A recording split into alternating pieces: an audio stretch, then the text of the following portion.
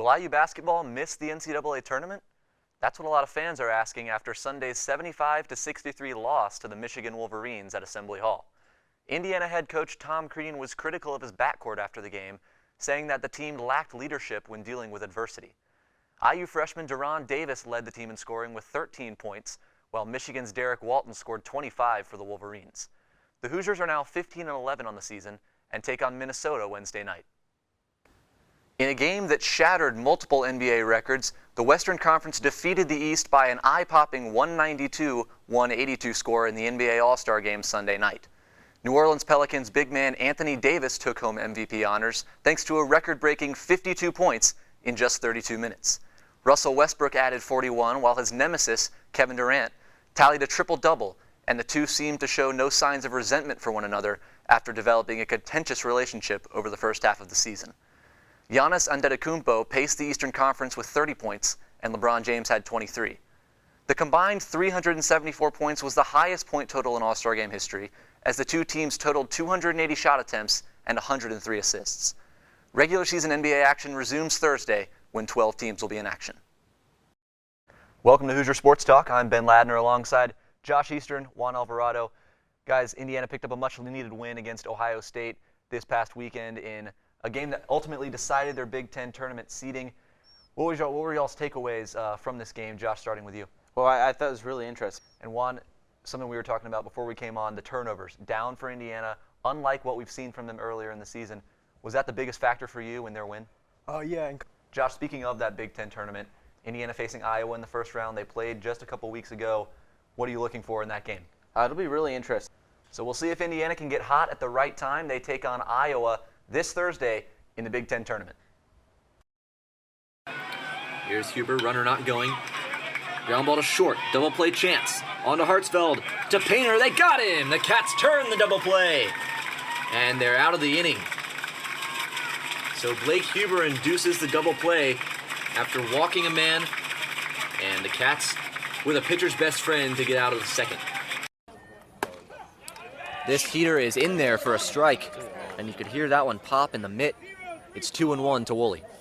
And yesterday we saw that inside corner to right-handed batters noticeably not being called. It was consistent with both teams, but it definitely changed the way that the pitchers attacked the batters of the opposing teams. And so it looks like the umpire is being generous with the right side of the plate again this afternoon. The 1-2. Here it is. Swung on and missed, and that's strike three. So the Cats down to their final out here, potentially of the season. They need to make something happen here with 2 outs in Game 3 of the 3A semifinals. DeGolian grounded out to start the frame. Woolley then struck out. And now Armand Painter. Ground ball to first, fielded. He'll step on the bag, and that will do it. The Westminster Wildcats fall to the Jefferson Dragons in 3 games here. And their season is over.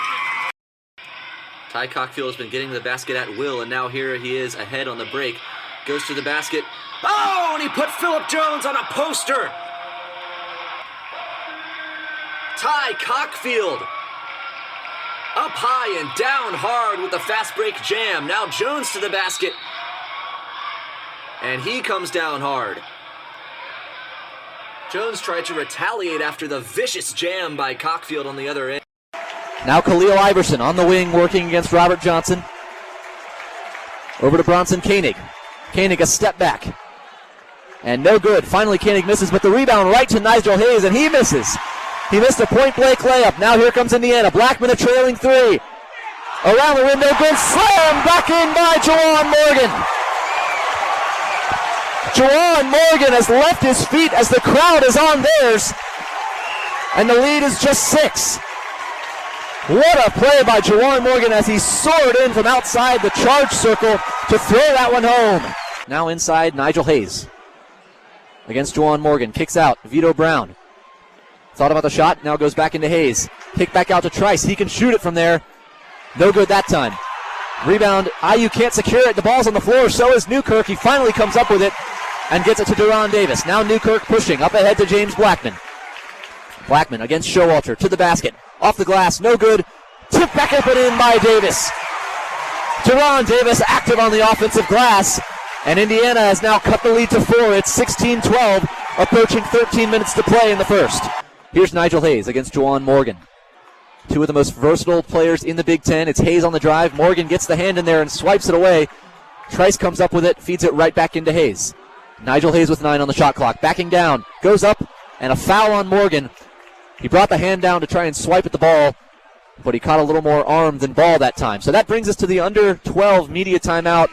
Wisconsin leads 23-15 with 10.5 to play. We'll be right back with more Indiana basketball on WIUX.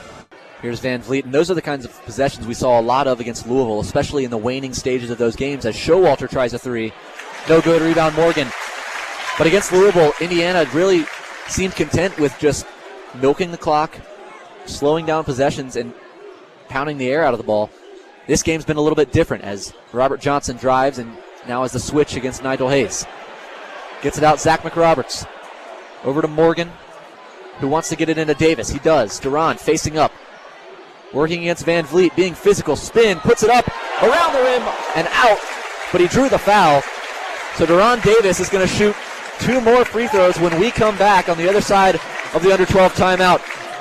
51-50, Wisconsin on top, but just barely. We'll be back with more Indiana basketball on your home for Hoosier Sports. Morgan against Ethan Happ. Clock down to 6. Hoosiers going to have to shoot it. Robert Johnson, 2 on the shot clock. And he hits it. Robert Johnson from downtown breaking a serious dry spell. He had been 0 of his last 11 from 3 before he hit that one, and that has to feel good if you're Robert Johnson. And it brings the game back to a dead even tie, 54 all. Here's Happ spinning against Bryant. Now puts it up and puts it in. Ethan Happ with a nifty right-handed hook. And Curtis Jones bringing the ball up for Indiana. Over to Blackman on the left wing. Up top, Anunoby. Wants to go to Bryant, couldn't get it to him.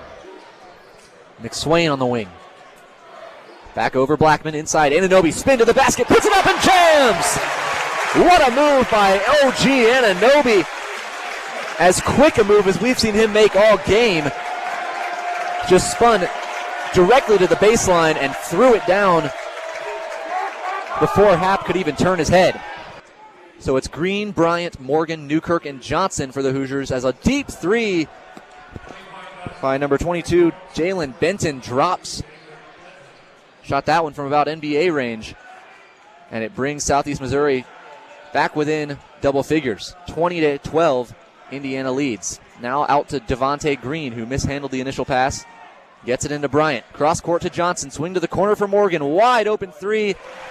And it's good. Juwan Morgan knocking down the three off the assist by Josh Newkirk. And there's that cross-court kick-out passing from Bryant we were talking about. Yes. Did a nice job there setting up that three-point bucket. Now Curtis Jones bringing it up. Dribble handoff Robert Johnson. Over to Josh Newkirk. Penetrates baseline. Newkirk up. Tried to jam it. But it's Duron Davis scoring on the offensive rebound. Man, Newkirk soared in for the flush. He was denied by Kellum. But that led to an open lane to the basket for Duron Davis, who collected the rebound and put it up and in. Now it's Kellum to the basket. Layup, good with the left hand.